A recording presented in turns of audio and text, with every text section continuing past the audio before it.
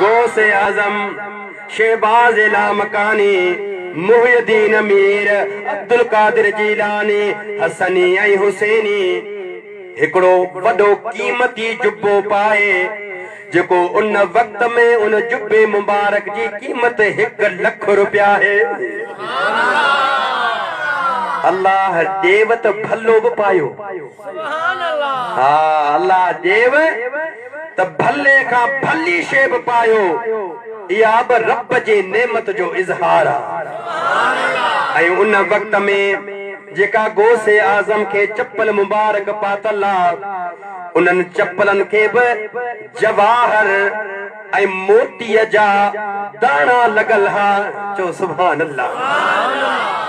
अता ये शयूं सुहन बि त उन्हनि खे थो न। हिकिड़े शख्स गौसे आजम जो एडो वडो कीमती जुब्बो जो ॾिठो, कीमती चप्पल जा ॾिठे। गौसे आजम जे जुब्बे में हथ विधाई। गौसे आजम मथे आसमान ना निहारियो। ए मुंहिंजा मौला जेको भी शख्स अब्दुल कादिर जीलानी जे दामन में हथ विझे, ए मुंहिंजा मौला उन जे हथ के कॾहिं बि खाली न मोटाए जाए। गौसे आजम था फरमाइन मुझो मुरीद भली मशरिक में हुजे, केतरी भी उनके तकलीफ हुजे, केतरो भी परेशान हाल हुजे, मां अब्दुल कादिर जीलानी मगरिब में हुजा, मुरीद सच्ची दिल सा सद करे, मां गौसे आजम मगरिब मां पहुची मशरिक में उनजी मदद कंदुस। पर ता मुरीद भी तो सच्चो हुजे न। या नाले जो मुरीद। हिकिड़े मुर्शिद जी ॻाल्हि कंदा आहिनि त उहो जॾहिं पहुतो कंहिं भाइरनि वटि त मुर्शिद बि चवेसि हिकिड़े भाउ खे, अबा हे घोड़ो तो बद भला साम्हूं किले सां। जे न साईं मां तुंहिंजे दीदार में बीठो आहियां, मां कीअं घोड़ो बधां साईं। मुर्शिद चयो तूं आज मुरीद नेठ घोड़ो ॿिए कंहिंखे चई बधराई। वरी चेस अबा भला खट त खणी आ न। जैसे मां तव्हांजे दीदार में बीठो आहियां, मां कीअं खट खणी अचां। नेठ खट भी ॿियो खणी आयो। किस्से मुख्तसिर ओ जॾहिं शाम जो टाइम थियो, मानी जो लगी, चईस त अबा भला मानी त खा न। चईस सॼो ॾींहुं बेफरमानी में गुज़ारियो त मां हाणे मतां काफ़र थी पवां, मानी खावां थो साईं। अदा मुरीद वडी शे आ। आशिक तर्जमानी कया त अल मुरीद मल्ला युरीद। मुरीद जो पंहिंजो को भी इरादो न हूंदो वा। मुरीद मुर्शिद जे अॻियां ईअं हुजे जीअं मौलवी जे अॻियां मयत हूंदो वा। गुस्ल ॾियण वारे जी मर्ज़ी आ मयत खे सॼे करे खबे करे कीअं गुस्ल ॾे। ए मुसलमानो पंहिंजो पान खे मुर्शिद जे हवाले करण ऐं मुर्शिद भी अहिड़ो कामिल हुजे जेको हथ मां वठी मदीने वारे मीर सां मिलाए छॾे। मुर्शिद भी अहिड़ो कामिल हुजे बाक़ी दन पट वठियूं ऐं निमाज़ पढ़े कोन, विच मायुनि में वेठो हुजे। यार नाराज़ न थिजो, नाराज़ न थिजो।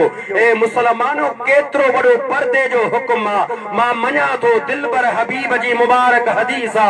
ए मुसलमानो बाशर निमाज़ जो पाबंद। हिकिड़े शख्स चयो, चया त तव्हांजो मुर्शिद त आयो वा, वेठो आहे तव्हांजे घर में।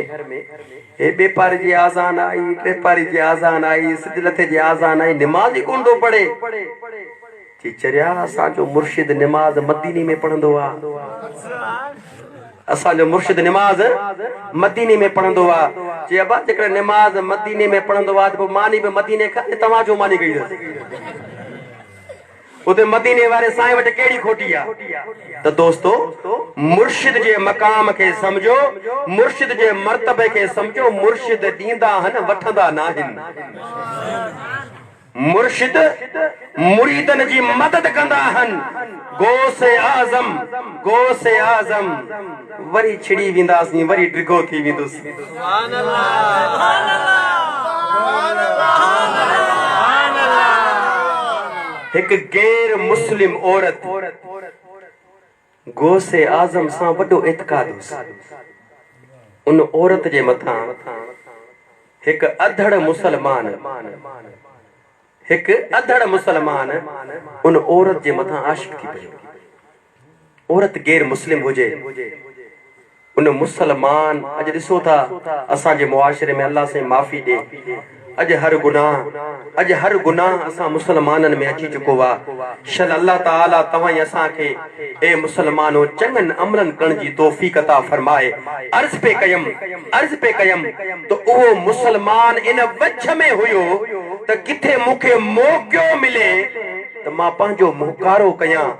पर उन औरत जेका गैर मुस्लिम हुई उनके पांजो मुड़स पांजे सावरन डाह यानी उन जी घर वारी जा पी मां ओडा जड़ा वठो पियो वने।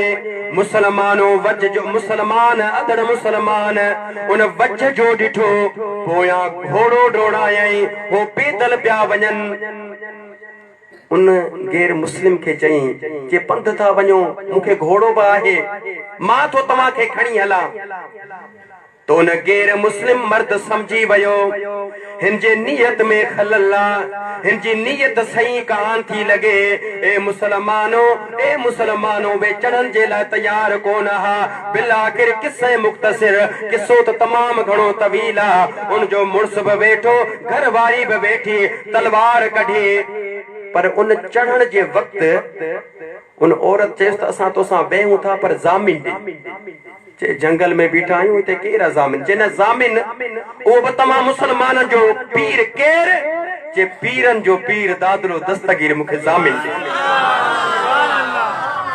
ओ जंहिंजे ईमान में खोटी ही कि किथे रहियो दस्तगीर, किथे रहियो दस्तगीर। तू मां बि जॾहिं लिकी गुनाह कंदा आहियूं चवंदा आहियूं त बा अल्लाह आसमाननि ते केर थो ॾिसे।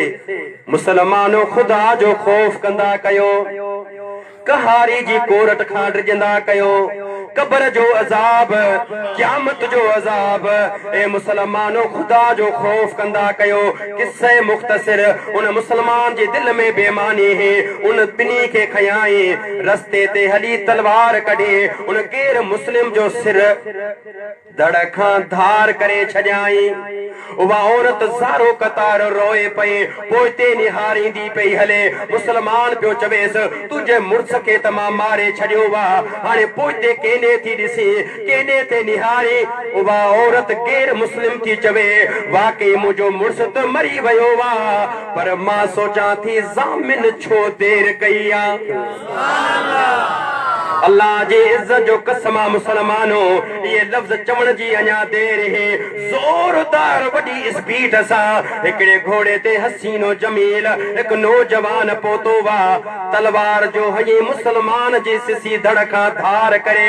औरत पुछा थी करे केर ही जो एडी वडी मुझी मदद कई थी। गोसे आजम तो चवेस त जामिन ब करी थी बरी सुञाणी ब कान थी। एडो वडो मकाम, एडो वडो शान।